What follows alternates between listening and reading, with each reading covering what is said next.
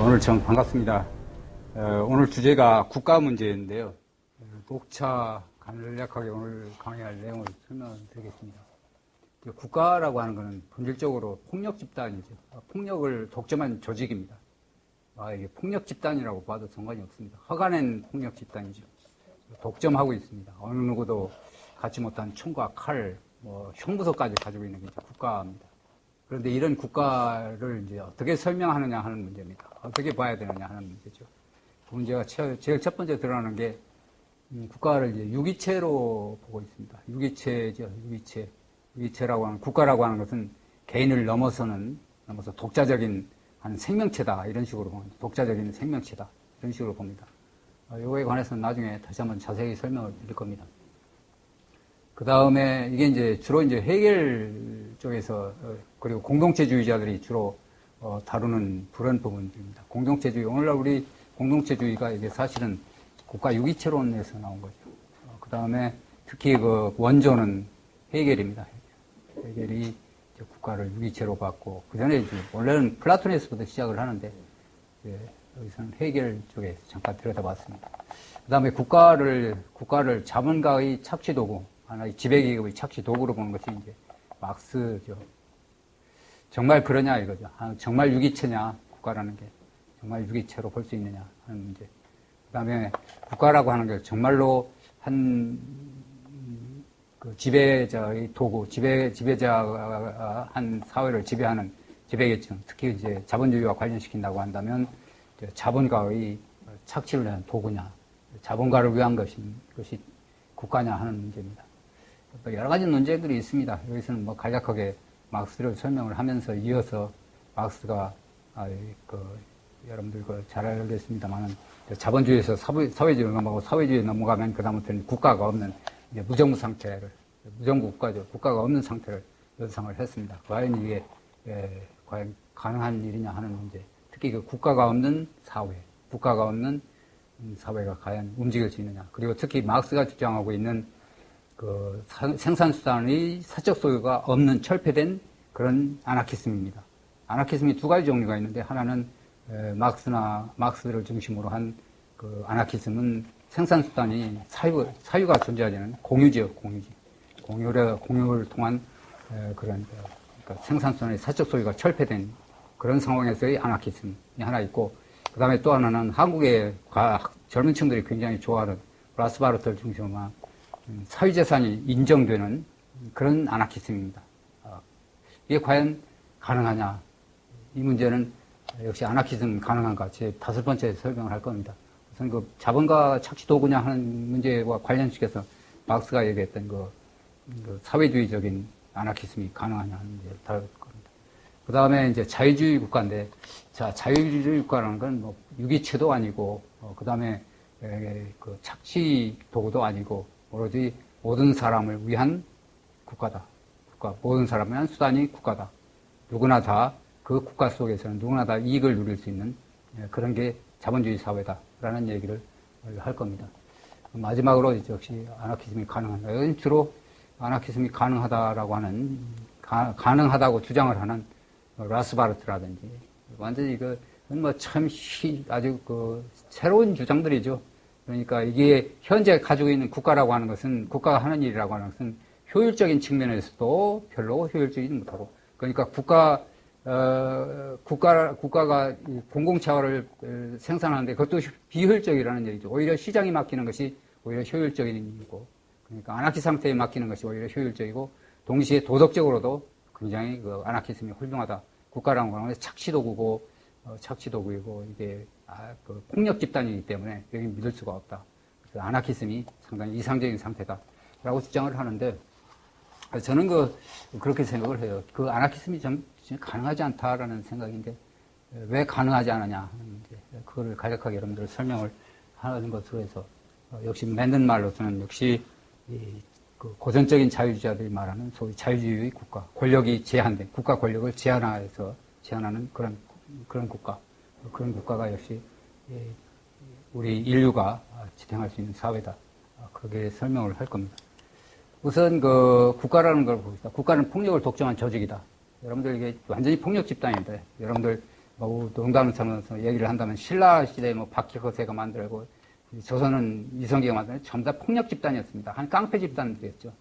깡패 집단들이 하나의 그 권력을 장악을 해서 이제 지배를 하는 겁니다. 그게 국가로 형성된 거죠. 그럼에도 불구하고 이제 현재 국가라고 하는 건 뭡니까? 누구나 태어나면 그 국가에다 강제적으로 국적을 가져야 됩니다. 우리가 대한민국 국적이 싫다고 해서 오늘 아침 싫다고 해서 저녁 때 버릴 수는 없습니다. 그리고 태어나면 누구든지 대한민국 국적을 가져야 됩니다. 의무적이죠. 강제적입니다. 강제. 그래서 국가의 본질은 역시 지배와 피지배 간의 관계다. 막스 웨버의 얘기가 옳죠. 국가는 물리적 폭력의 정당한 사용에 대한 독점권을 성공적으로 획득한 인간 공동체다. 독점권을 성공적으로 쟁취를 해버렸습니다.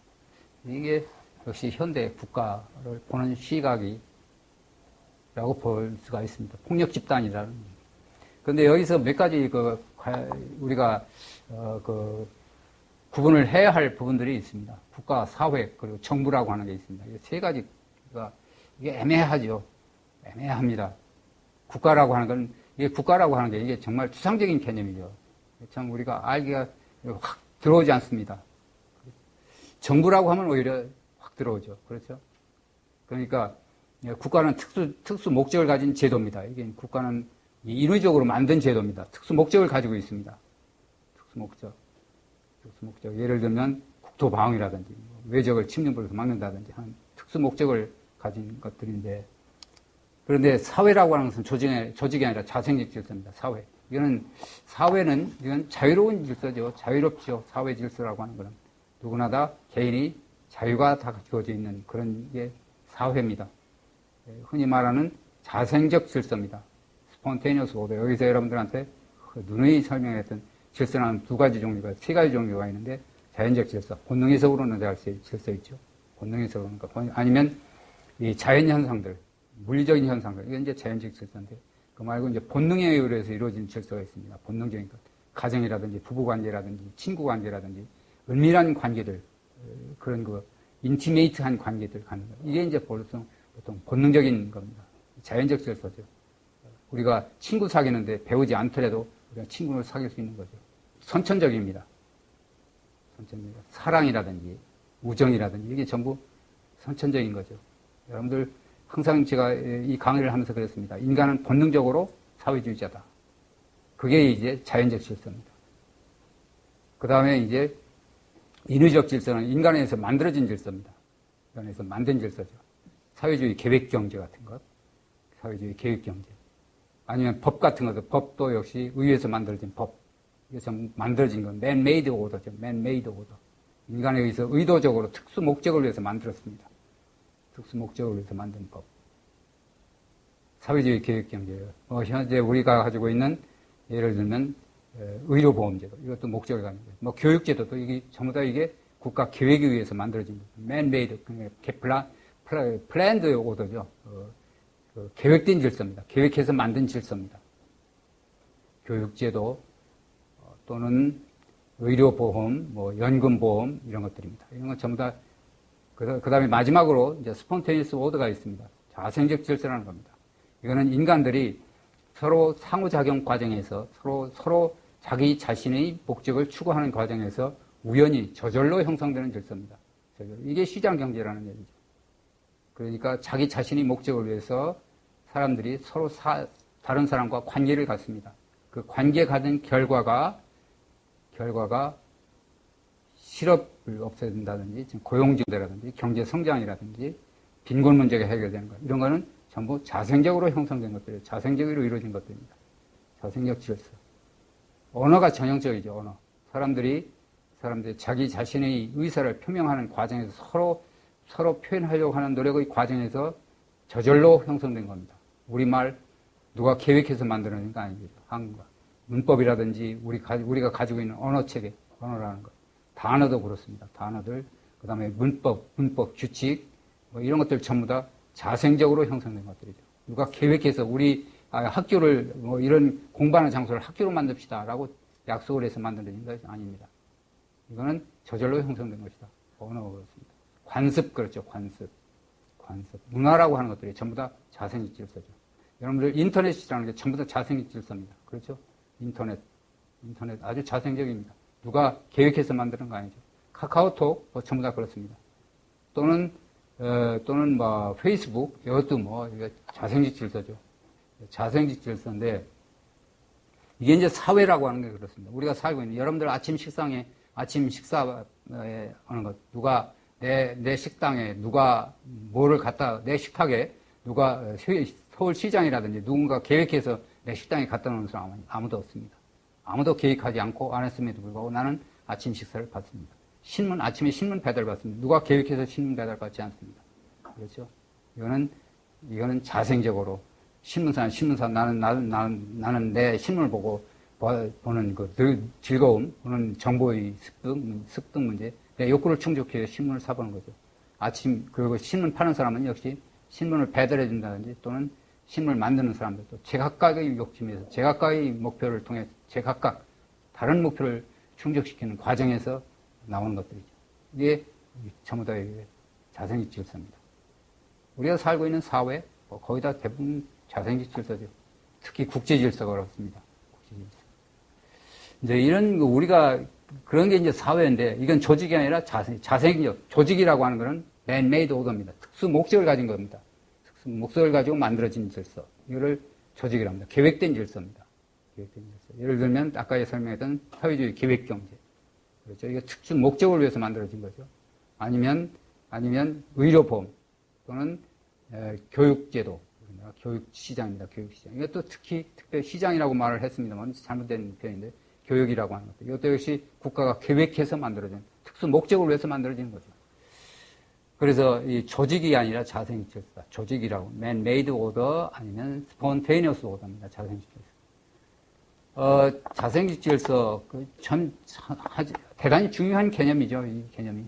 이 개념을 제대로 아느냐, 모르느냐에 따라서 있는 사람은 자유주의냐, 자유주의가 아니냐라고 구분할 수 있을 정도로 유명한 개념입니다. 이게 하이에크가 스폰테니어스 오더라는 말을 썼습니다. 그전에는 보이지 않는 손, 아니면 나중에 간단히 설명하겠습니다. 아담 스미스의 친구였습니다. 아담 퍼거슨이라고 하는 사람이 인간 행동은 있었지만, 그러나 인간 행동의 결과이긴 하지만, 그러나 인간 계획의 결과는 아니다라는 것, 아닌 질서. 이렇게 얘기를 했습니다. 그런데 이게 해겔이 이상한 말로 표현을 하죠. 신영복이가 바로 이제 이 얘기를 합니다. 여러분 신영복 잘 알죠? 신영복. 나중에 해겔과 관련시켜 간략하게 설명을 할 겁니다.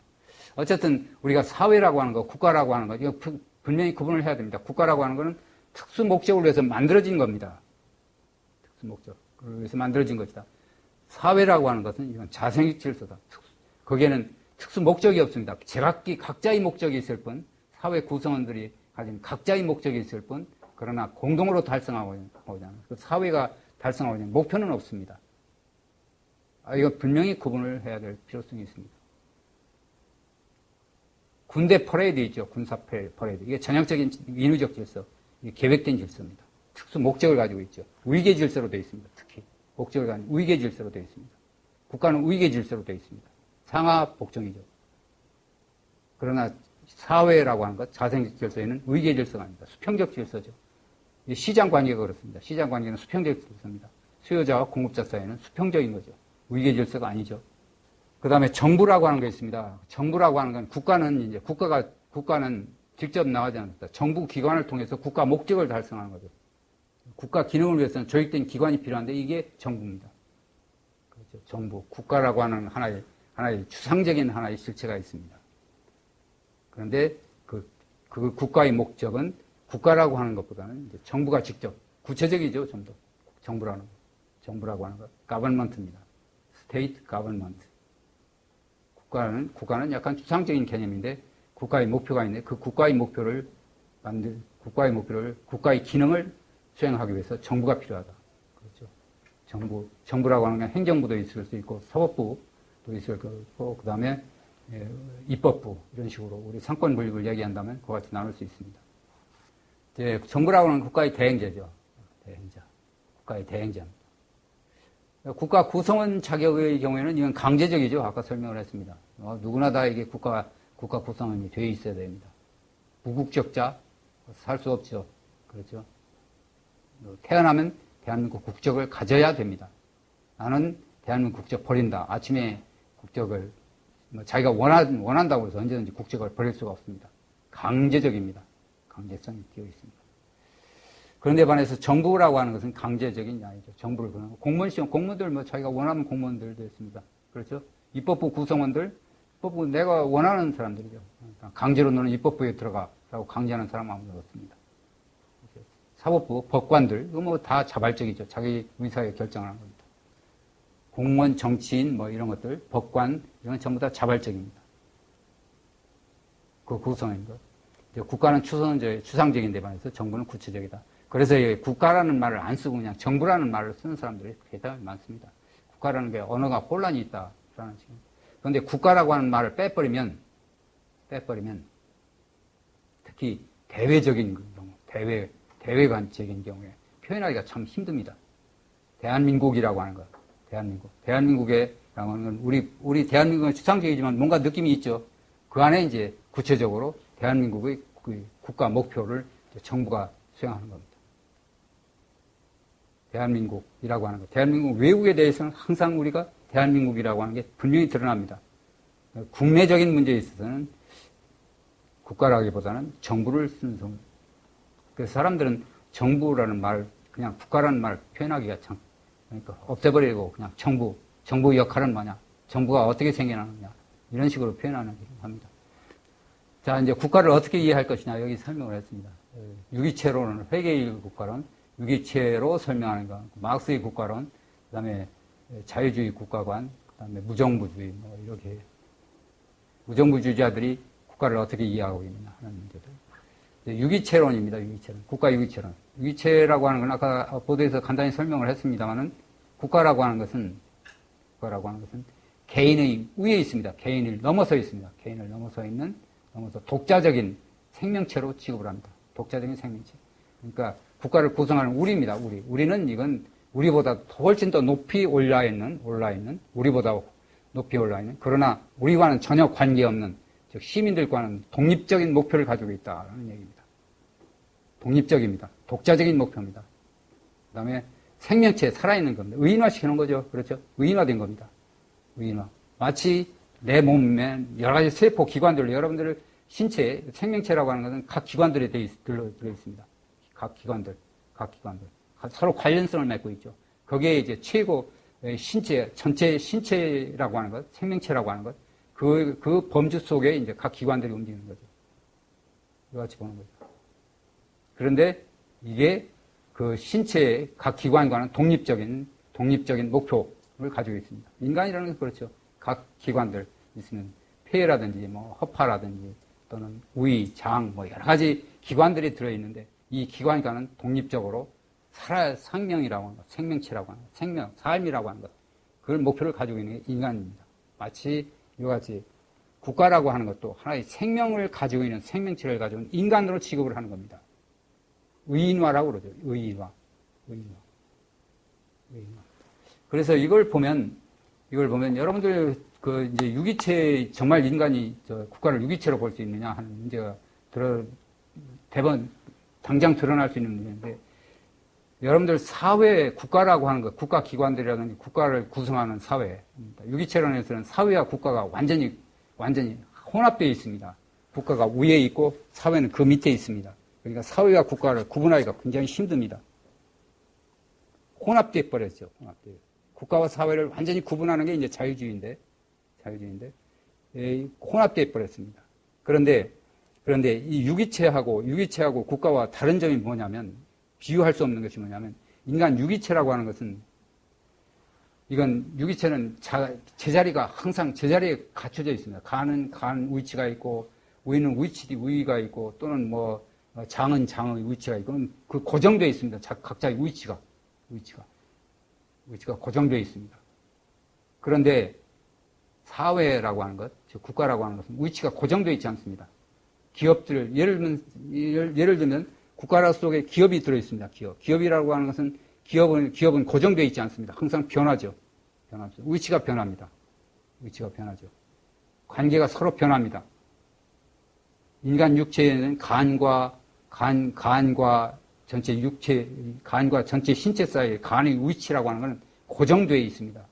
그러나 사회에서, 특히 국가에 있어서는 그 위치가 고정되는 건 항상 변합니다. 그래서 유기체하고 국가나 사회를 서로 동일시 볼 수는 없다. 여러분, 보수주의자들이 유기체로 보죠. 왜 유기체로 보느냐면 특히 인간 관계들이 서로 인터디펜던트, 서로 연관되어 있다는 것, 서로 관계를 맺고 있는 것과 서로 관련을 가지고 있다는 얘기죠. 각 상이한 부분들이 기관들이 가진 유기체가 서로 기관들이 가지고 있는 그 각 부분들과 기관들 간의 관계가 형성이 되는데 그 관계라고 하는 게 유기체에서는 일정 불변합니다. 성장 과정에서는 조금 다를지 모르겠습니다만은 그러나 일정한 성장 이론은 일정 불변합니다. 그러나 사회에 있어서의 위치, 사회에서 각 기관들, 기업들 혹은 인간 개인들 이런 것들은 위치가 지각히 다 다릅니다. 소득 분배의 위치, 사회적인 위치, 내가 사는 위치, 시간적, 공간적으로 그거 서로 달라집니다. 그러나 인간 육체라고 하는 것, 유기체라고 하는 건 시간적, 공간적으로 달라지지 않습니다. 가는 제자리에 항상 붙어 있습니다. 그래서 유기체를 비교한다는 것은 넌센스죠. 그러나 특히 또 주목해야 할 부분은 그 국가 유기체론에서 문제가 되는 게 국가라고 하는 게 생각하고 판단하고 행동하는 하나의 인격체로 보는 거죠. 의인화시킵니다. 그렇죠. 이게 아주 전형적인 오류죠. 그렇죠. 오류죠. 이게 원시적인 사고 패턴이라고 부릅니다. 원시적인 사고 방식이라고 얘기를 합니다. 원시적인, 프리미티브한 사고 방식이라고 그러죠. 원시인들이 주로 이제 이런 식으로 생각을 했습니다. 의인화시킵니다. 원시적인 국가, 그러니까 국가가 행동하는 것이 아니라 행동하는 인간입니다. 인간. 국가를 구성하는 인간들입니다. 그렇죠? 국가 공무원들입니다. 공무원들이 행동하죠. 국가가 행동하는 것이 아니라 국가 기관을 구성하는 사람들이 행동합니다. 그 다음에 또 하나 문제가 인격체라고 하는 게 문제가 있고, 두 번째 문제는 국가는 개인들이 상위에 있는 독자적인 목적을 가진 실체다. 이게 이제 이 개인보다는 위에 있다는 얘기입니다. 국가가 위에 있으니까 국가가 밑에 있는 사회라고 하는 종속적인 거죠. 그러니까 국가에 예속되어 있다는 얘기입니다. 국가에 예속되어 있다. 국가의 지시 명령에 따라 움직인다는 얘기입니다. 그 다음에 또 하나는 마치 내 신체가, 내 각 기관들이 존재하는 것이 육체 전체가 생존하고 있기 때문에, 유기체가 생존하고 있기 때문에 간이라든지 그 각 부분들이 사는 것과 마찬가지로 여기서도 역시 개인의 존재는 개인의 존재 혹은 경제적 성공은 국가의 덕택이라고 봅니다. 이게 이제 공동체주의자들의 전형적인 특징이죠. 전형적입니다. 내가 경제적인 성공을 했습니다. 이건 국가의 덕택, 사회의 덕택이다. 이 공동체주의자들의 전형적인 특징이죠. 그렇죠. 전에도 설명을 했습니다. 빌트 챔벌린이라고 하는 유명한 야구선수인데, 야구선수가 돈을 엄청나게 벌어들입니다. 그런데 과연 그 사람 전부가 가져야 되느냐라고 했을 때, 공동체주의자들은 절대 그 사람 전부 가져서는 안 된다. 왜? 빌트 챔벌린이 성공한 것은 사회의 덕택이기 때문에. 사회가 야구를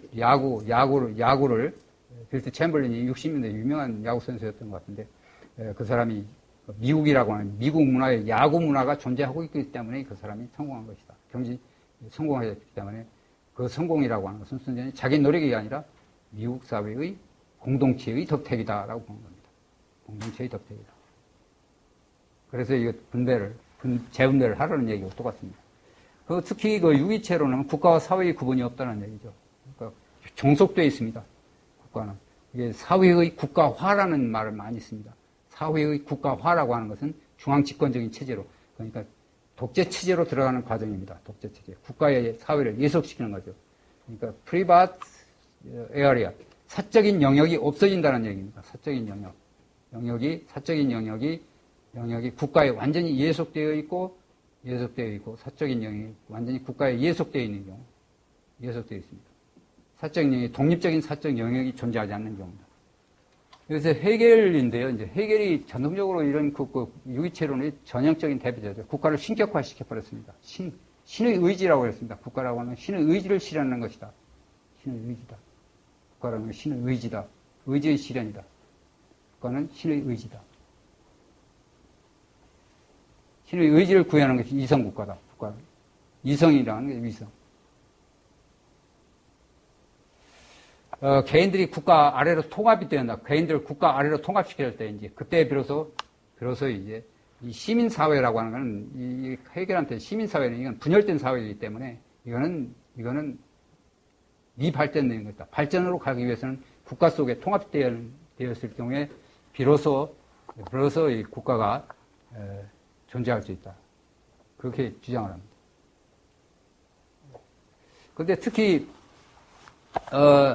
그러니까 해결에서 특히 주목할 만한 것은 사회 발전이 원동력입니다. 역사 발전이 원동력이죠. 역사 발전이 원동력을 뭐로 보느냐면, 역사 발전이 원동력 이성으로 봅니다. 리슨 할 때 R을 대문자 리슨입니다. 대문자 리슨. 그냥 소문자 리슨이 아니라 대문자 리슨. 이성에 의해서 이루어진다. 이성에 의해서 이루어집니다. 그런데 이성이 직접 앞장서가지고 사회 발전을 이룩하느냐? 결코 그렇지 않다는 얘기입니다. 뭐에 의해서냐? 야심적인 영웅들을 앞세워서 야심적인 영웅들을 이용을 해서 이제 사회 발전을 시킨다. 역사 발전을 이룩한다. 라는 얘기입니다. 이거를 이성의 간계라고 그러나요? reason, cunning of reason이라고 합니까? 이성의 간계라고 그럽니다. 이성의 간계. 교묘한 술책이를 간계라고 그러죠. 교묘한 술책. 그러니까 역사 발전을 이룩하는데 이성이 직접 나서가지고 역사 발전을 이룩하는 것이 아니라 나폴레옹 같은 아주 세계적인 역사적인 인물을 전면에 내세워서 이제 발전시킨다는 얘기죠. 그러니까 야심적인 영웅들을 전제로 해서 역사 발전을. 이성이라고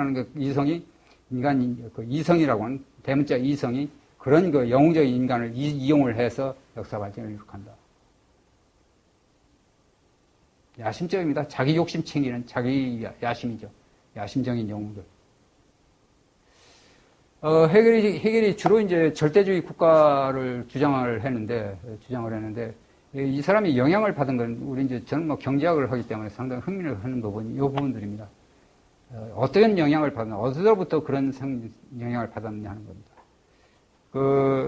특히 그 당시에 해겔이 영향을 받았던 것이 영국을 보면 영국의 아담 스미스와 서로 경쟁하던 사람이 하나 있었습니다. 아담 스미스는 이제 자유주의적으로 자유주의고, 그 다음에 이제 간섭주의자로 유명한 제임스 스튜어트라고 하는 사람이 있습니다. Principle Political Economy라고 하는 책을 썼습니다. 이 사람이 간섭주의적인 성향을 가지고 있는 간섭주의자였죠. 그리고 이제 아담 스미스는 자유주의였습니다. 불간섭주의, 간섭하지 말라는 거였습니다. 서로 경쟁하는데 마침 제임스 스튜어트라고 하는 이 친구가 독일에 망명을 왔었습니다. 근데 그때 이제 해겔을 만나고 거기서 이제 서로 책도 이제 교환을 읽고 그랬습니다. 이 사람의 영향을 많이 받았습니다. 제임스 스튜어트로 강력한 영향을 받았는데, 이 제임스 스튜어트로 영향을 받은 게 두 가지가 있습니다. 제임스 스튜어트가 첫 번째가 뭐냐면, 역사 발전 단계론이라는 거 있죠. 그렇죠? 역사 발전. 해겔이 역사를 막 신봉하라, 숭배하라는 정도로 역사주의자였습니다. 해겔이. 역사주의라고 하는 것이 역사 발전 단계가 있는데, 역사라는 것은 필연적인 발전 단계를 가지고 있다는 얘기죠. 그 발전 단계를 이제 찾는 게 역사학자의 역할이었습니다. 예를 들면 가족에서, 그다음에 시민사회에서, 하지만 이제 국가라고 하는 그런 점. 아니면 농업사회 이전에 있었던 유목생활에서 농업생활, 그다음에 교환경제, 이런 식으로 역사라는 것은 필연적으로 단계가 있는데 그 단계에 따라서 역사가 발전되는 것이다. 그런 영향을 받았던 게 제임스 스튜어트였습니다. 제임스 스튜어트가 역시 그 사람도 유목사회, 그 다음에 농업사회, 그 다음에 교환이라고 하는 것, 그렇게 역사를 분류를 했던 사람입니다. 그래서 역사 발전 단계라고 하는 그런 거 영향하고, 두 번째로는 이제 결정주의적 역사 발전이 아니라 필연적인 역사 발전, 역사라는 것은 이런 발전 단계를 갖는 것이다. 이건 필연적이고 결정주의인 것이다. 마크스에서 그렇죠. 마크스의 경제 발전 단계에서 그렇죠. 역사학파라는 게 꼭 경제 발전 단계론을 말하기로 합니다. 역사주의자들이 전형적인 거죠. 역사학하고 역사주의하고 전혀 다른 차원입니다. 역사주의라고 역사 발전 단계, 이와 같이 역사라는 건 필연적인 단계가 있고 단계가 있다. 결정론적인 중의를 빠져나가죠. 그 다음에 두 번째 제임스 스튜어트로서 영향을 받은 게 시장 경제에 대한 광범위한 국가 개입입니다. 국가 개입. 애덤 스미스와 항상 경쟁을 했습니다. 그 당시 영국에서 끊임없는 경쟁이었습니다. 두 사람 사이에 제임스 스튜어트고 애덤 스미스하고. 그런데 마지막으로 그런데 애덤 스미스도 이제 역시 애덤 스미스의 국부론도 읽습니다. 그렇죠? 그 해겔이.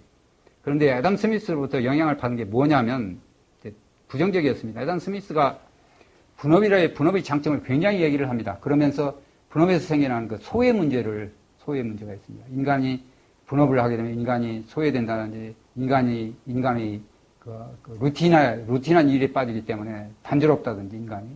그래서 인간한테는 그런 거를 포기해서 국가가 개입을 해서 국가가 교육을 시켜야 된다. 보통교육이죠. 보통교육을 국가가 해야 된다라는 식으로 주장을 합니다. 이 애덤 스미스가 그 소외라든지 소외 문제, 분업에서 생기는 소외 문제, 그 다음에 인간이 이제 분업을 하게 되니까 자기 분야만 알고 다른 광범위하게 알지 못하는 편협성 같은 것. 이런 걸 애덤 스미스가 굉장히 걱정을 합니다. 걱정을 하는데 그 걱정하는 그 부분을 그대로 따왔습니다. 해겔이. 그래서 자본주의 사회, 시민사회에서 소외 문제를 굉장히 따죠. 굉장히 그게 막 쓰러지는데 훔볼트만 해도 그렇습니다. 훔볼트도 분업이라고 하는 것을 굉장히 참 걱정을 하죠. 분업이라는 거. 그러나 분업에서 나오는 소외 문제. 그런데 애덤 스미스는 국가의 교육을 통해서 이제 국가의 교육적인 간섭을 통해서 이 소외 문제, 인간의 편협성 문제, 지식의 편협성 문제, 이거를 극복하려고 하는데, 훔볼트는 그렇지 않죠. 자유교육이죠. 훔볼트의 자유교육. 아주 흥미롭습니다. 훔볼트의 국가의 한계, Limitation of State라고 하는 책이 있습니다. 영어로 되어 있는데, 한번 여러분들, 이게 우리나라에는 그 책을 번역을 했는데, 훔볼트의 그 책을 번역을 한 부분은 아주 좋은 부분만 번역을 해버렸습니다. 그 중요한 부분들은 전부 빼버리고 번역을 했는데, 그래서 여러분들 한번 관심을 가지면 그 책을 한번 영어로 번역이 되어 있습니다. 번역판이. 그런데 한글판을 보면 전부 빼버렸습니다. 어쨌든 이와 같이 이제 해겔이 애덤 스미스의 국본을 읽었지만, 그러나 소외 문제, 그거를 애덤 스미스가 자본주의에서의 네거티브한 측면이었거든요. 네거티브한 측면. 이 부분을 해겔이 이제 강조를 해서 시민사회에서 국가를 이제 끌어들이는 거예요. 시민사회가 이제 국가 밑에 통제하는 그런 식으로 끌어들이는 거예요. 그 다음에 유기체론에서 특히 주목할 만한 점이 이제 해겔로부터 영향을 받았죠. 해겔로부터 영향을 받은 게 바로 이제 T.H. 그린, 영국 사람입니다. 영국. T.H. 그린은 전에 여러분들 여기서 설명을 했습니다. 자유라는 걸 네거티브 프리덤, 포지티브 프리덤으로 나눈 사람입니다. 네거티브 프리덤, 포지티브 프리덤. 그 전에는 자유라고 하는 것을 완전히 소극적인 의미, 강제가 없는 상태, 무슨 방해가, 장애물이 없는 상태라는 그런 식으로 네거티브하게 디파인하고 있었습니다. 영국 사회에서. 그런데 T.H. 그런 네거티브한 자유 컨셉트라고 하는 것은 이 노동시장, 노동계약에는 적용할 수 없단 말이야. 사람들이 자유만 있다고 해서 무슨 소용이 있느냐. 그런 네거티브 있는 자유가 있다고 해서 무슨 소용이 있느냐. 실제로 그 사람이 할 수 있는 능력입니다. 재정적인 능력. 자본가와 계약할 때 이거 계약할 때 그 지적인 능력, 혹은 재정적인 능력, 이런 것이 없으면 자본주의 그 네거티브한 소극적 의미에 있어서의 자유라고 하는 의미가 없는 것이다. 이렇게 주장을 했던 거죠. 유명하죠, 그 사람. 여러분, 존 롤스가 이걸 굉장히 인용을 합니다. 존 롤스가. T.H. 그린의 자유 개념, 이 적극적인 의미의 자유를 인용을 합니다. 레스토랑에 가는데, 내가 레스토랑에 갈 자유는 있습니다. 네거티브한 프리덤이라는. 내가 레스토랑 가는데 발목 잡는 사람 아무도 없습니다. 나를 음식점 가는, 어떤 특정한 음식점을 가는 발목 잡는 사람 아무도 없습니다. 그건 자유롭죠. 그런데 돈 없는 사람은 돈이 없는 사람은 레스토랑에 가고 싶어도 돈이 없으면 소용없다는 얘기입니다. 돈이 있어야 비로소 자유가 향유될 수 있는 것이다. 그래서 포지티브 프리덤입니다. 그러니까 재정적인 능력이 없으면 소용이 없다는 얘기죠. 지적인 능력이 없이 교육 자유가, 학문의 자유가 제 아무리 있다고 해도 나는 재주가 없는 사람한테는 아무 의미 없다는 얘기가 똑같습니다. 그같이 능력을 중시하는 그런 게 이제 적극적인 의미의 자유인데 T.H. 그린이 바로 영국에서 그 주장을 했습니다. 그러니까 영국 사회가 이 사람의 자유 개념으로 인해서 이 사람이 존 스튜어트 밀의 제자입니다. 제자이고 이게 누구의 영향을 받았냐면 헤겔한테 영향을 받았습니다. 헤겔의. 그래서 이제 영국 사회가 완전히 바뀌어지기 시작을 합니다. 자유가. 그러니까 복지국가 등장한다든지 노동에서 노동 우위적인 노동조합을 노동자를 보호한다든지 아니면 노동 시간의 보호라든지 혹은 계약에 있어서의 노임에 있어서의 국가 개입이라든지 이런 거를 중시하는 그런 방향으로 흘러들어가는 거죠.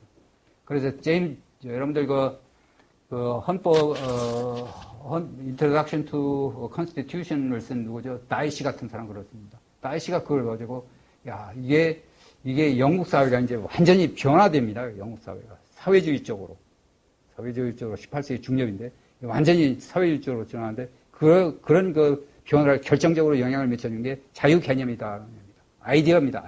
아이디어가 중요하다라는 얘기가 거기서 나옵니다. 이념이 중요하다는 얘기가 그런 거라는 거죠. 이념이 여기서 박혀버립니다. 원래 하이에크하고 특히 이념이 중요하다는 것이 케인스가 주로 주장을 했는데 그런데 케인스는 누구한테 배웠냐면 다이시한테 배웠습니다. 다이시 법철학자입니다. 다이시는 영국의 커먼로 중심하고 법의 지배 원칙을 중시하던 그런 사람입니다.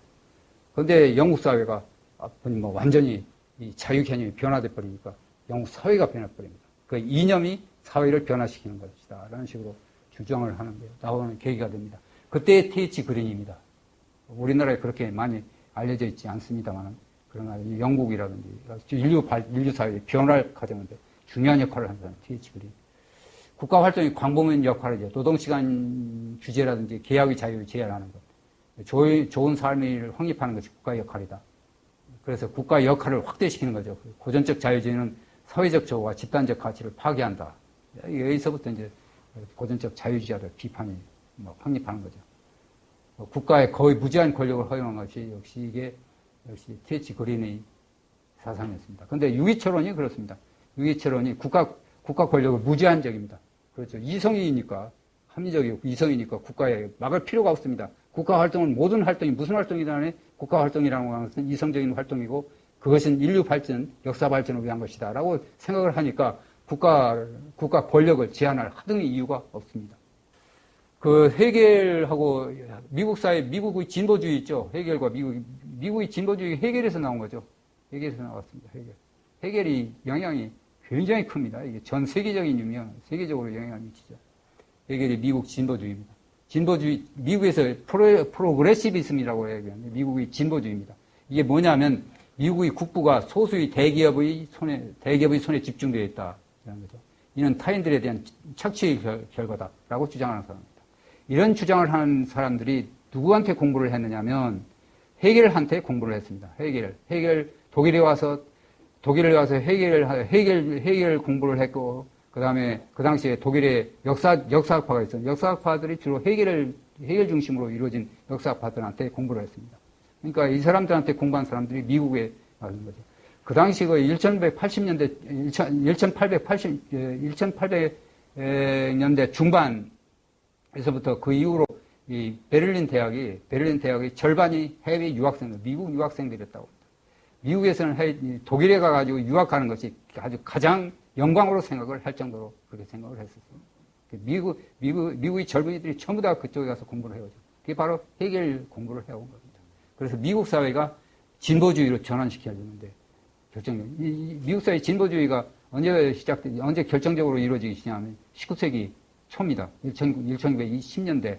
그러니까 이 독과점 규제법이 등장하는데 안티트러스트법이 등장하는 1890년대죠. 그때부터입니다. 그때 활동을 했죠. 그때 안티트러스트법이 등장하는데 그 결정적인 계기가 누구였느냐면 헤겔한테 공부했던 친구들, 독일에 가서 헤겔 공부했던 그런 친구들이 와가지고 미국을 그런 식으로 변동시키는 거죠. 특히 유명한 게 독일, 미국 경제학회입니다. 아메리칸 이코노믹 어소시에이션. 오늘날 미국에서 가장 큰 경제학회입니다. 이게 바로 누구냐 하면 주로 이제 미국에서 역사학파라든지 해결주의적인 공부를 해온 젊은이들이 만들어 놓은 게 미국 학회입니다. 미국 경제학회. 오늘날 미국에서 가장 큰 경제학회입니다. 경제학회. 전미 경제학회라는 얘기입니다. 매년 봄마다 2월에 한 번씩 열리는 학회입니다.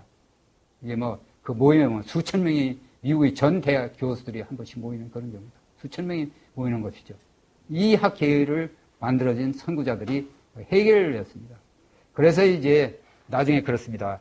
미국에서 이 젊은 미국의 독일의 사회주의자들, 그 당시 이제 사회주의자였죠.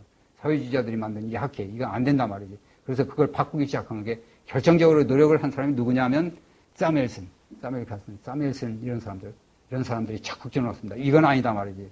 이건 아니다 이런 식으로 나와.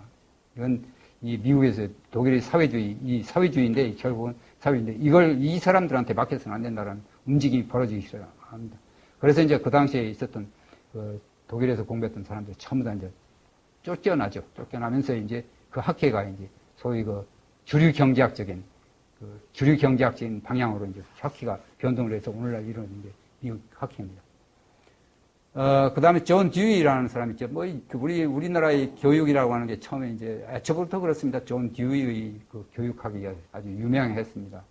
존 듀이, 이 사람도 해결학파입니다. 해결주의자였습니다. 국가주의 인용하고, 국가의 간섭주의, 교육 간섭주의죠. 우리나라의 국가 간섭이라는 게 이게 우연히 생겨난 거 아닙니다. 이게 좌파들의 문제가 아니었습니다. 이게 보수 꼴통들이라고 하는 사람들이, 국가주의, 존 듀이라는 사람들을 끌어들인 겁니다. 교육은 국가여야 된다. 국가가 담당해야 된다. 국가주의로 흘러들어가기 시작합니다. 우리나라의 보수주의자들이라고 하는 사람들, 서칭 스스로 보수주의라고 하는 사람들이 업보죠. 업보입니다. 저는 그렇게 보고 있습니다. 그 다음에 뉴딜 정책이죠. 뉴딜 정책. 1929년 이제 세계 대공황이 이루어지면서 경제 위기가 생기면서 공황이 이루어지면서 이제 1930년대에 이끌었던 세계 대공황입니다. 그때 프랭클린 루스벨트 대통령, 뉴딜 정책의 참모들이었습니다. 프랭클린 루스벨트의 참모들이 전부 다 해결주의였습니다. 심지어 이태리에서 패시즘 공부한 사람들, 그런 사람들이 뉴딜 정책의 참모였습니다. 그러니까 이게 말이죠. 이게 미국 사회가 그 당시 좌파, 그러니까 1940년대, 30년대, 이 당시에 미국 사회가 좌파로 들어가고 나중에 메카시주의가 등장하게 된 배경이 되는데, 이게 이런 식이었습니다. 이게 해겔의 영향이었습니다. 해겔이라는 사람이 무서운 사람이죠, 이게. 칸트라든지, 그 다음에 독일의 유명한 철학자, 실러라든지 자유주의 철학자, 이거 소용없습니다. 훔볼트, 이건 이제 깨끗이 쳐져버리고 만 거죠. 그 다음에 데이비드 휴엄이 이제 그 당시 아담 스미스도 1820년대, 그때 이제 아담 스미스의 국부론이 독일말로 번역이 됩니다. 도덕 감정론 번역되죠. 그때 이제 조금씩 보다가 나중에 해겔이라는 사람이 등장하니까 전부 다 잊혀져 버립니다. 영국의 스코틀랜드 계몽주의자들 다 잊혀져 버리고 해겔주의로 나갑니다.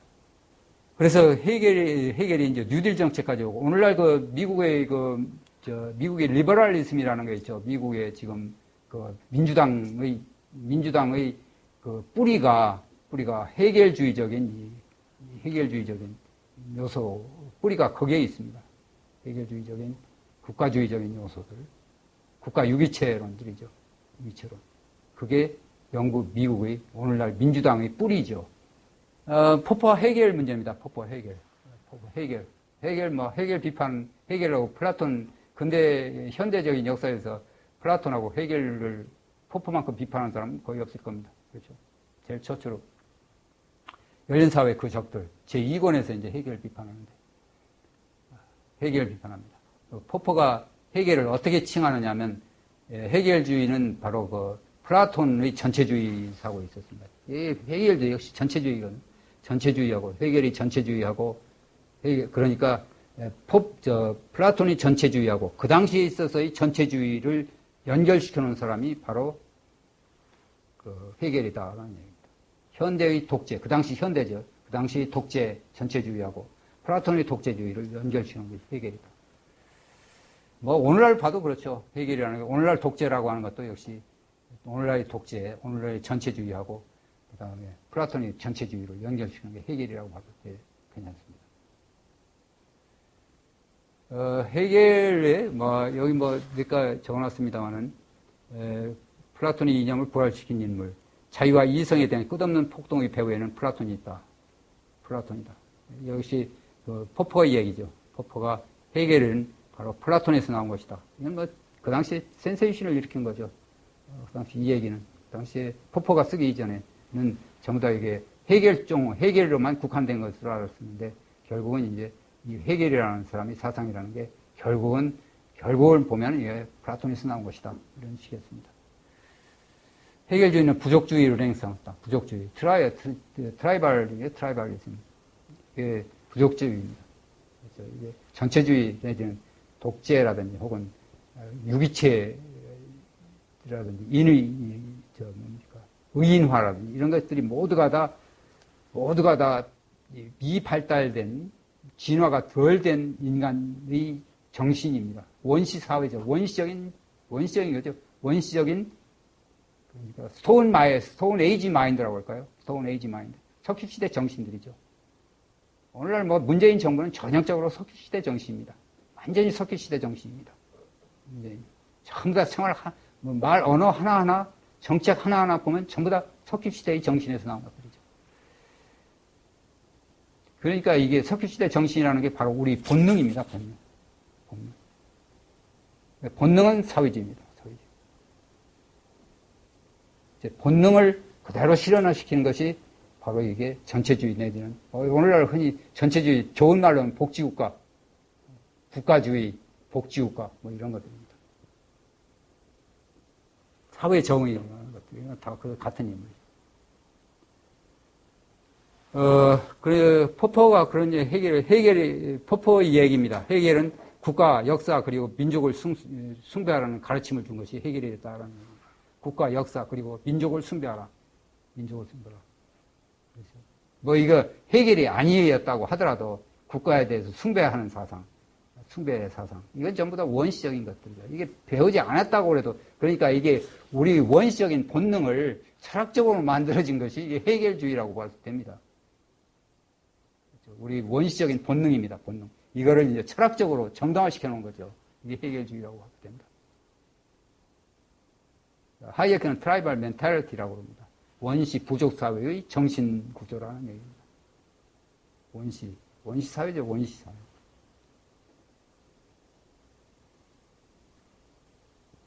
지금 일어나고 있는 사사건 하나씩 뜯어보면 문재인 정부의 정책은 전부 다 석유시대 정신이다. 국가, 나라님이라고 하는 것들 다 그렇습니다. 나라님이라고 하는 게 전부 다 이게 헤겔적인 국가를 숭배하는 사상이죠. 나라님.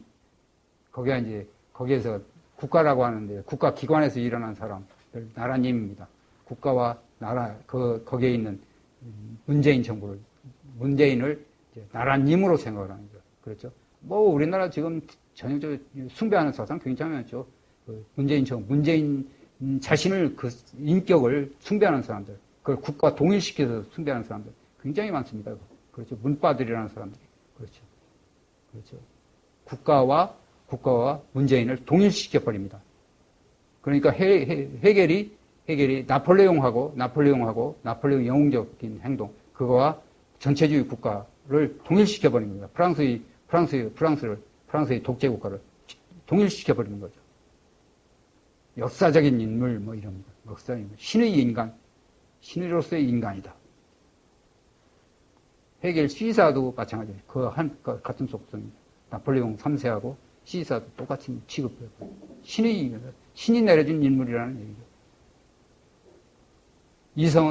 이성의 간계에 의해서 그 사람들 이용해가지고 역사 발전을 일으켜준다.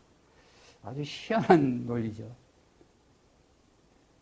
우리나라도 과거에 그랬습니다. 내가 초등학교 다닐 때만 해도. 여러분들, 이제, 그러니까 망하더군요. 그러니까. 내가 초등학교 다니는데 고등학교, 초등학교 6학년 때였으니까, 그 당시 보니까, 그 이승만 박사를 국부라는 말로 얘기합니다. 국부라는 말로 이제 통칭하기 시작해가지고, 이제 장문을 쓰게 하는데, 내가 그 당시 초등학교 다닐 때 참 어떻게 좀 공부를 잘했든지 하여튼, 이제 뽑혀가지고, 이제 국부라는 시를 쓰도록, 이제 그렇게 배웠습니다. 국부였습니다. 이제 이렇게 이제 하는 거죠. 이게 구태 해겔이라는 말을 불리지 않는다고 하더라도, 이게 본능적으로, 인간은 본능적으로 그런 성향들을 다 가지고 있습니다. 이제, 포퍼가 해겔에서 인용한 문장인데, 국가는 지상에 존재하는 신과 같다. 따라서 우리는 지상의 신으로서 국가를 숭배해야 된다. 국가 숭배 사상입니다. 국가는 유기체로 이해해야 한다. 국가는 자신을 위해 존재한다. 국가는 실제로 존재하는 현실적 도덕적 삶이다. 하이에크의 비판이죠. 하이에크 이런 사상은 구성주의적 합리주의 치명적 자만이다. 이런 식의 페이탈 컨시트라고 하는 생각, 페이탈 컨시트라고 하는 하이에크의 책이 있죠. 치명적 자만이라고 하는 책입니다. 그 책이 바로 이런 사상들, 의인화된 사상을 비판하는 거였습니다. 그 다음에 이제 자본가, 간략하게 넘어가겠습니다. 이건 많이 알려져 있기 때문에 마르크스의 국가론이죠. 이제 헤겔의 국가는 국가의 자율성입니다. 독립적인 거죠. 국가는 국가 나름대로 개인과 완전히 독립적인 어떤 계층과도 관계없는 독자적인 힘을 가진 독자적인 실체로 봤습니다. 이게 하나의 국가의 독립성이라고 볼 수도 있겠죠. 그런데 이걸 비판하는 거죠. 자, 그렇지 않단 말이야. 국가라고 하는 게 이게 한 사회의 지배적인 계급의 지배되는 계급의 이익을 위해 도구에 지나간다. 그러니까 피지배 계급을 착취하고 억압하기 위한 수단이다. 지배 계급의 억압 수단이다라는 거였습니다. 국가는 강제 집단이고 지배 계급의 억압 수단이다. 자본주의에서 국가의 존재는 자본가의 재산과 경제적 이익을 보호하기 위해서 존재한다.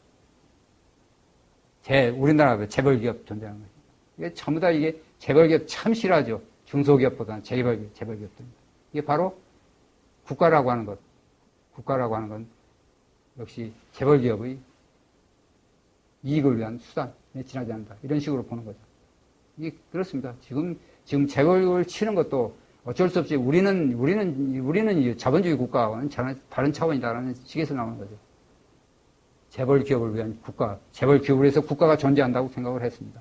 지금까지 있었던 적폐청산, 적폐의 대상으로 삼는 것은 바로 이 재벌기업을 존중을 했던 것들인데, 그런데 지금 와서 이제 폐지하는 거죠. 그러니까, 우리 구체적인 이름을 대할 수는 없으면, 재벌기업들 아주 지독히 싫어합니다. 아주 철천지 원수로 생각을 하는 거죠. 그러나, 이제 이 세금, 돈이, 재벌기업 없애버리면 자기들이 세금이 없어져. 돈 쓸 돈이 없어집니다. 그러니까 겨우 이제 살려주는 그런 식입니다. 이게 정말 막스가 아직도 우리 청와대 정부를 중심으로 배회하고 있죠. 막스의 혼들이 지금 왔다 갔다 하고 있습니다. 복지국가 있죠. 복지국가. 이 사람들 복지국가는 원래 자본주의, 막스주의에서는 생산성의 사적 소유를 전제하는 복지국가는 체제 자체의 모순이라고 봤습니다. 복지국가는 그러니까 복지 정책을 취하는 걸 굉장히 반대를 했습니다. 막스주의자들이. 그런데 이제 그걸 나중에 해석하죠. 복지국가는 노동계급을 통제하고 길들이기 위한 하나의 방법이다. 복지국가는 노동계급을 통제하고 길들이기 위한 방법이다. 억압기구라는 얘기죠. 복지국가는 노동계급에 대한 또 하나의 억압수단이다. 회유하는 겁니다. 혁명을 일으키지 말아라 해서 이제 복지국가로 해서 그래서 자본주의 체제를 옹호해 주는 거죠. 자본주의 체제를 보호해 주는데 결국에 와서는 자본주의 체제는 결국 이 사람들은 자본가를 위한 수단으로 여기기 때문에 어쩔 수 없이 복지국가를 취한다고 하더라도 결국에 이익을 보는 것은 자본가들의 이익이라는 얘기입니다. 이제 포스트 카피탈리즘입니다. 이게 사회주의자들이 보는 자본주의 이후는 어떠냐 이거죠. 자본주의 이후는 어떠냐. 이제 국가 없는 사회의 도래입니다. 여기서 일일이 변증법, 유물사관에 대해서 일일이 설명을 하길 수는 없습니다만, 어쨌든 막스주의는 유물사관에 의해서 유물론적 변증법을 통해서 이제 사회 발전이 이루어지는데, 그게 이제 원시사회에서부터 이제 뭡니까? 유목사회, 그 다음에 농업사회, 그 다음에 뭐 자본주의 사회, 사회주의 사회, 그리고 공산주의 사회로 넘어간다는 역사 발전 법칙이죠, 이게. 필연적으로 이렇게 된다는 얘기입니다. 결정주의라는 얘기죠. 역사는 이런 식으로 발전하게 돼 있다. 필연적이다. 뒤로 넘어도 코가 깨진다. 뒤로 넘어도 코 깨질 사람은 코가 깨진다는 거 똑같은 얘기. 이게 결정주의 표현이죠. 이렇다는 얘기입니다. 그런데 결국은 이제 결국에 와서는 사회자산이 화폐 그리고 분업이 철폐와 함께 국가가 소멸될 것이다. 그게 공산주의 사회라는 얘기입니다. 국가의 강제 기능이 없어진다. 국가가 없어지니까 이제 자본주의적 사회관계가 극복된다. 그렇죠. 이때는 주로 뭐가 되냐면 새로운 특징인데 새로운 인성이 되는 경쟁적인 것이 아니라 협조적이다. 인간은 모두가 다 협조적이다.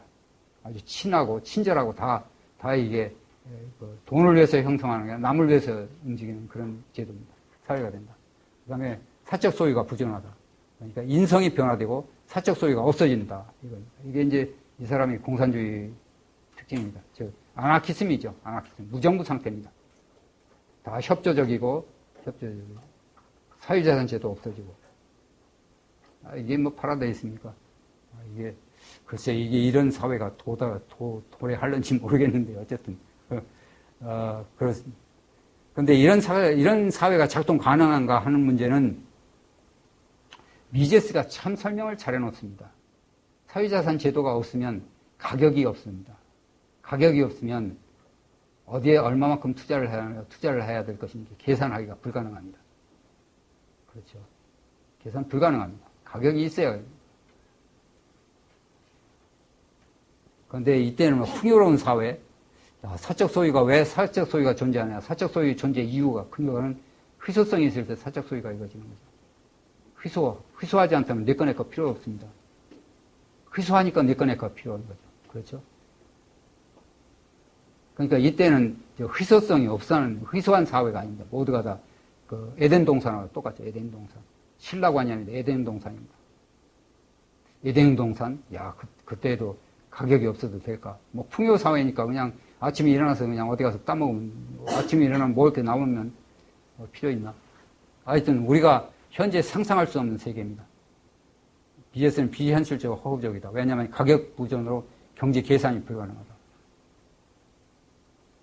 하이에크도 역시 이때는 생산수단의 사적 소유가 없는 사회에는 가격이 부전하고 가격이 없으면 인간들이 다른 사람이 무엇을 원하는지를 알 수가 없습니다. 가격이 우리한테 지식을 전달해 주는 거죠. 지식 전달 메커니즘이 없어집니다. 그렇게 되면 우리가 다른 사람과 관계를 가질 수 있는 그런 사회가 아닙니다. 국가 유기체론에 대한 자유주의적 비판입니다. 국가 유기체론. 이게 국가 유기체론을 우리가 그냥 가깝게 설명을 한다면 형이사학적으로 자꾸 철학적으로 들어가지 않는다고 한다면 무엇을 의미하면 선의 독재자입니다. 선의 독재자가 존재한다는 얘기입니다. 그렇죠. 신의 의지를 실현시키는 선의 독재자, 전지전능한 독재자입니다. 독재자의 존재입니다. 거기에 대해서 이제 비판을 하죠. 비판하는데 여러분들 그 공공선택론이라는 게 있습니다. 공공선택론. 공공선택론에서는 인간이라고 하는 것은 인간은 이같이 이타적이지 못하다. 그러니까 선의에 따라서 움직이는 것이 아니라 자기 자신의 목적을 위해서 움직인다. 라는 얘기입니다. 정치가라는 것이 국민 민복을 위해서 행동하는 것이 아니라 이게 국가 유기체론에서는 국가주의에서는 국가라고 하는 것, 즉 국가에서 일하는 사람들입니다. 국가 기관에서 일하는 사람들은 국민 민복, 국민의 행복을 위해서 헌신하는 사람들로 취급을 합니다. 그런데 제임스 뷰캐넌을 비롯한 공공선택론에서는 그거는 낭만적인 생각이다. 정치가도 시장에 참여하는 사람들, 우리 같은 사람들입니다. 우리 같이 보통 사람들과 똑같이 제 것 챙기는데 급급하다. 자기 것 챙기는데 급급하다. 그건 어쩔 수 없는 거라는 얘기죠. 이기적이라는 얘기입니다. 그러니까 정치가라고 해서 이타적으로 행동하는 것이 아니라 정치가도 역시 자기 득표를 떼거나 권력을 추구한다거나 아니면 높은 소득을 추구한다거나 하는 식으로 이기적으로 행동하는지 결코 이게 국민 민복을 위해서 행동하는 것이 아니다라는 측면에서 역시 국가가 국가가 국가 권력을 남용할 소지를 얘기를 합니다. 그렇죠? 내가 국가 권력이 있으면 국가 권력을 내 욕심을 위해서, 내 욕구 충족을 위해서 사용할 가능성을 얘기한다는, 가능성이 있다는 얘기입니다. 그런데 두 번째로 이제 인신론적인데 하이에크의 비판입니다. 제임스 뷰캐넌하고 하이에크. 하이에크는 조금 다릅니다. 조금 다르게 비판합니다. 이 선의 독재자. 자, 일단 선의 독재자가 있다고 보자. 이렇게 나갑니다. 있다고 보자. 선의 독재자로 한다고 한다면 그 선의 독재자는 정책을 수립하기 위해서는 국민들이 무엇을 원하는지, 즉, 국리민복이 무엇인지, 즉, 국가의 국익이라는 게 무엇인지, 공공복리라는 것이 무엇인지를 완전히 알고 있는 사람이 필요합니다. 그리고 그 공공복리를 알고 있으면 그 공공복리를 달성할 수 있는 수단이 무엇인지를 완전히 아는 전지전능한 인간이 필요하다는 얘기죠. 그렇죠? 그렇죠? 이제 전지전능해야 됩니다. 전지전능. 그래서 하이에크의 비판은 인식론적인 측면에서 비판하죠. 인간이라는 건 그렇게 전지전능하지 못하다.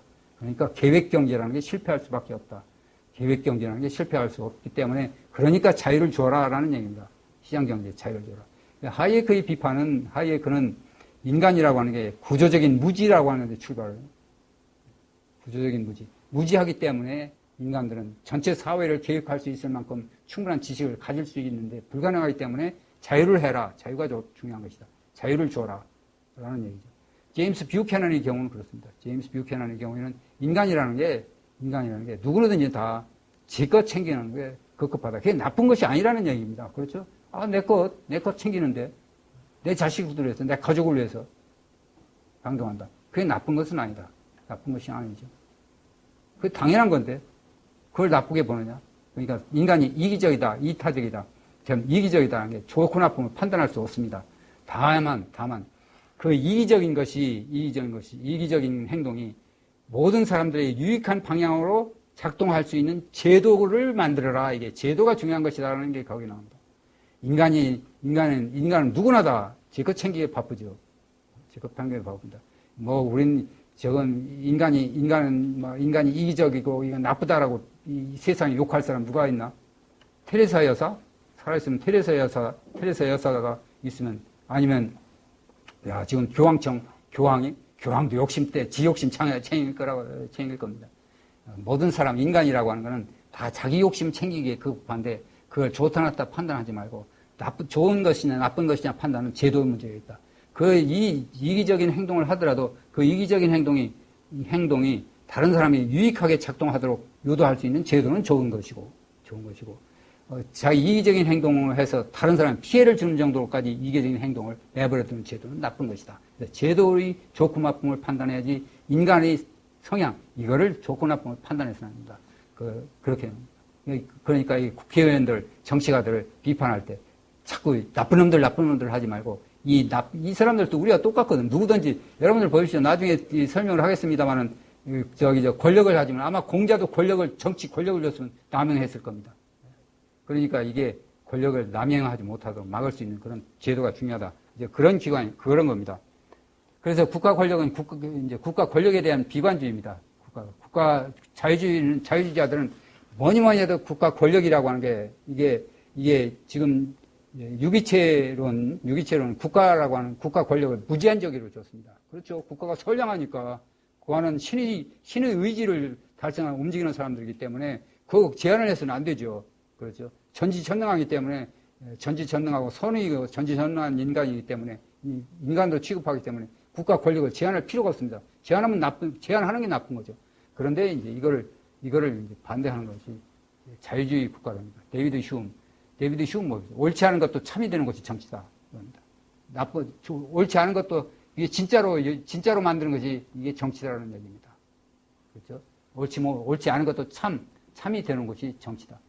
사람은 악이라고 여기는 것이 사람은 악하다라는 전제에서 출발해야지 정치 철학이라고 하는 것, 정치 이론에서는 정치 이론을 전개할 때는 정치인들이라고 하는 악이다라고 하는 것, 사람은 악이다라고 하는 것, 여기서 출발해서 이론을 전개하라 이런 얘기입니다. 몽테스큐의 권력을 소유한 사람의 도덕성에 대한 불신이죠. 그렇죠. 권력을 소유한 사람의 도덕성에 대한 불신. 몽테스큐가 그렇습니다. 권력을 가진 모든 사람은 그것을 남용하기 마련이다. 그렇습니다. 뭐 아까도 얘기했습니다. 공자님도 이 정치 통치에 대한민국 가서 정치를 해보십시오 하면 아마 타락돼가지고 권력남용을 할 겁니다. 예수 그리스도, 여러분들 기독교 신자한테는 뭐 욕이 될는지 모르겠습니다만, 그렇죠. 예수 그리스도, 그 양반한테도 아마 국가 권력을 줬다면 남용했을는지 모르죠. 칸트 있으면 칸트는 소유는 자유로운 이성을, 권력의 소유는 자유로운 이성의 판단을 해친다. 가장 선한 사람까지도 무책임한 권력 지위에 오르면 가장 악한 사람으로 바뀔 수밖에 없다. 에드문드 버크, 다 전부 그렇습니다. 권력이라고 하는 게 이게 참 위험한 것이다. 이걸 내버려두면 안 되겠다는 얘기입니다. 그러니까 제도를 통해서 이걸 권력을 제한하라. 이게 자유주의 핵심입니다. 자유를 제약하는 것은 국가로부터의 자유의 제약입니다. 그러니까 국가 권력부터 제한하라. 국가 권력의 제한입니다. 국가는 오로지 강제와 결부되고 따라서 국가의 과제는 강제의 독점을 통한 법 집행에 제한을 시켜라. 법 집행에 제한을 시켜라. 국가는 개인들이 목적을 추구하기 위한 도구다. 그렇습니다. 국가는 모든 개인들이 그냥 추구한 도구인데, 모든 국가는 개인들이 목적을 추구하기 위한 도구인데, 이런 도구가 되기 위해서는 국가 권력을 제한하라는 얘기입니다. 국가 권력을 제한하라. 자유주의 제1호는 국가 권력을 제한하는 데 있습니다. 국가 권력을 제한하는 것이다. 제한된 국가에 관한 이론이 가장 잘 알려진 버전은 바로 아마 자유주의 경제론을 줬던 최소국가 철학이죠. 최소국가 철학. 데이비드 휴 같은 사람 최소국가죠. 애덤 스미스도 뭐 최소국가입니다. 물론 국가의 역할이 다른 사람보다도 데이비드 휴미나 그 이후의 자유주의자보다는 국가가 할 일이 좀 있습니다만 그래도 최소국가죠.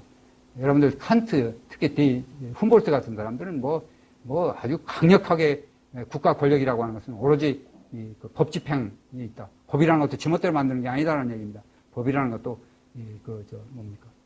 자연법에 생기는 법들, 자연적으로 형성된 법들이 있습니다. 그 법을 집행하는 것이지 국가가 지멋대로 법을 제정하는 것이 아니다.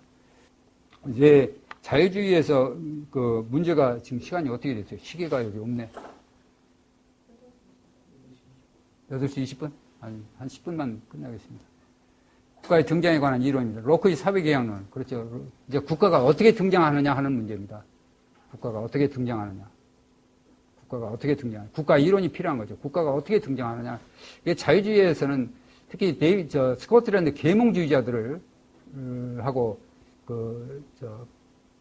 칸트나 또는 훔볼트 같은 경우에 있어서는 국가가 어떻게 형성된다는 얘기를 참 하지 않습니다. 그런데 이제 자연권 사상가들, 특히 존 로크 같은 사람들이죠. 존 로크 같은 사람들은 역시 이제 사회 계약을 통해서 어떻게 최소국가가 등장하는 걸 보여주고 있다. 사회 계약을 통해서. 그러니까 시민들이 자연권을 가지고 있는 권리를 전부 다 가지고 있는데 이 권리를 보호하기 위해서는 뭔가 우리가 스스로 개인들이 자기 권리를 스스로 보호할 수 없다. 그러니 국가라고 하는 것을 필요하다라는 얘기입니다. 국가라는 게 필요하다. 공공 재화로 생각을 하는 거죠. 내 권리 보호를 해준다는 거. 그런데 특이하게 등장한 게 노직입니다. 노직이라는 사람이 자유주의에서 국가가 어떻게 형성되느냐 하는 걸 설명해 주는 게 노직 이론입니다. 노직의 자연 상태입니다.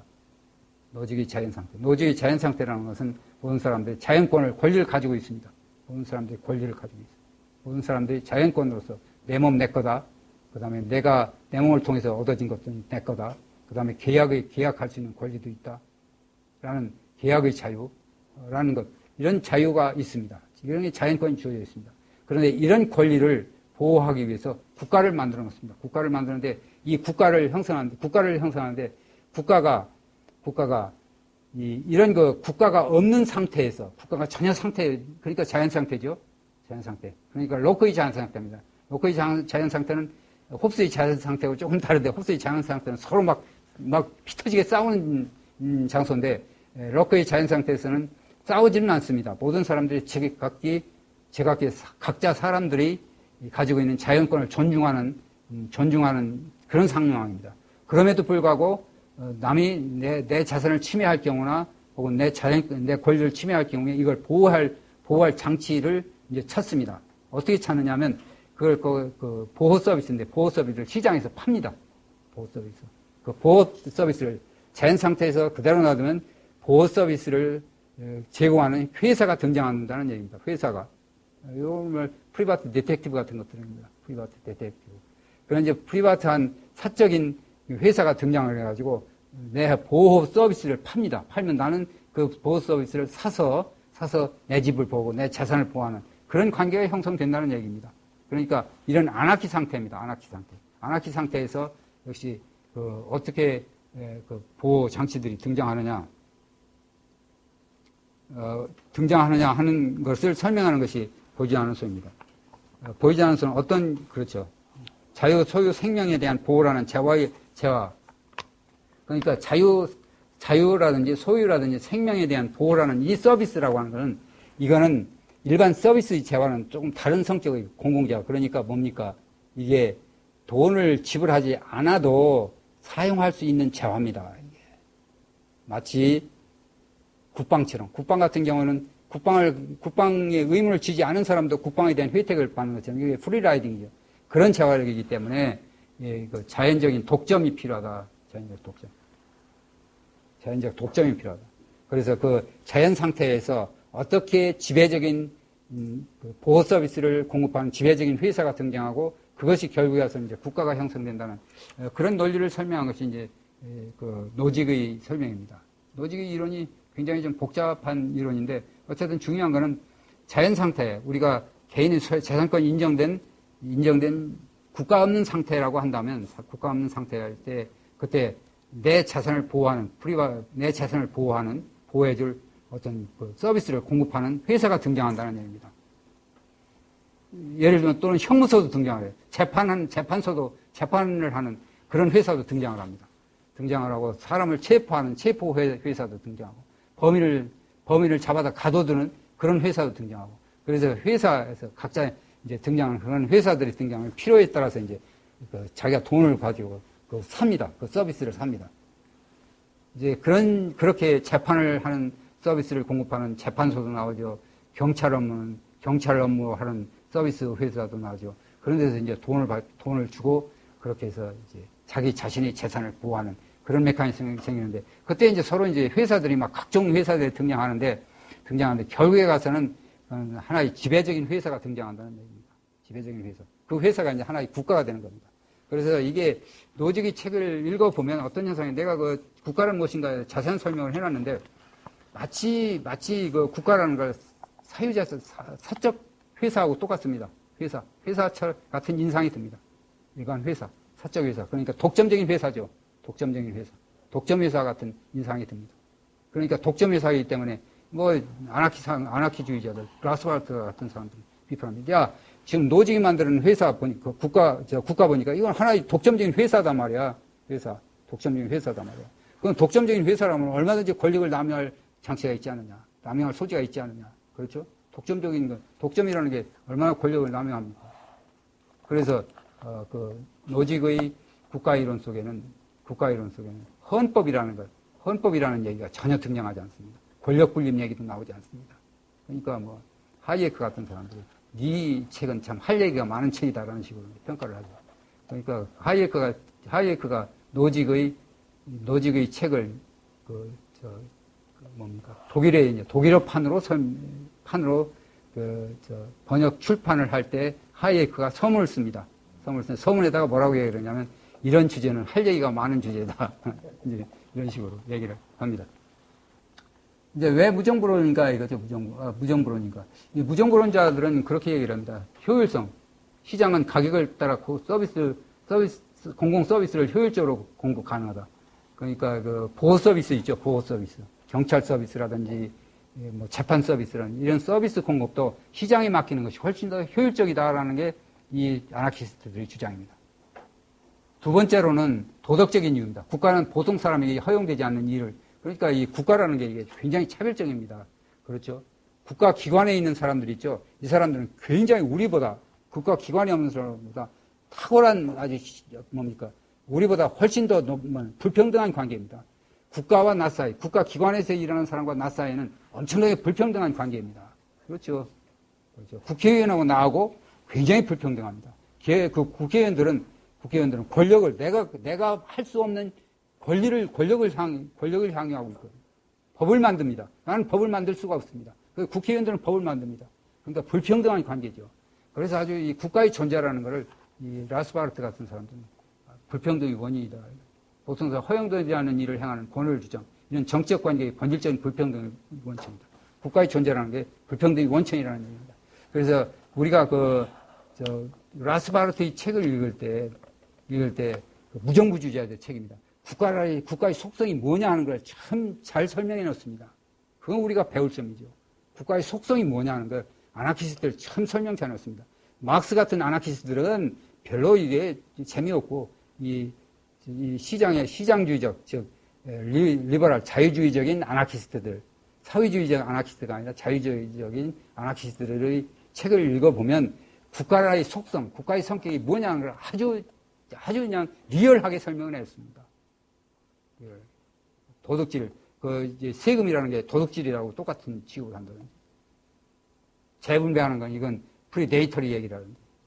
로빈후드의 사상이라든지, 재분배라는 게. 막 이런 식으로 적나라하게 권력의 남용하는 걸 비판을 해서. 그래서 도덕적인 이유 때문에, 효율성이라는 이유, 도덕적인 이유 때문에 이게 국가라는 존재가 필요 없다는 얘기를 막 몰아붙입니다. 이제 문제는 그거죠. 무정부가 현실적인 대안이 될 수 있는가. 여러분들 국가가 없다면 국가 등장하기 마련입니다. 국가가 없어 보십시오. 국가 등장을 합니다. 국가가 등장하지 않는다면 뭐가 등장하냐면 마피아단이 등장합니다. 마피아. 여러분들 러시아 소련이 막 망하면서 이제 국가의 역할, 정부가 없어버렸습니다. 그러니까 러시아에 어떤 일이 일어나? 마피아가 있습니다. 마피아. 그러니까 뭐냐면 그 마피아들이 쫓아다니면 뭐를 했느냐면 부잣집 차였습니다. 소련에. 과거에 돈 벌었던 사회주의 시대에 돈 벌었던 고관 대작들 있죠. 그 사람들 찾아가 내가 네 재산 보호해 줄 테니까 돈 내. 이거 했습니다. 그렇죠. 이게 마피아들은 깽단이 등장을 합니다. 그 다음에 베트남 있죠, 베트남. 베트남도 마찬가지였습니다.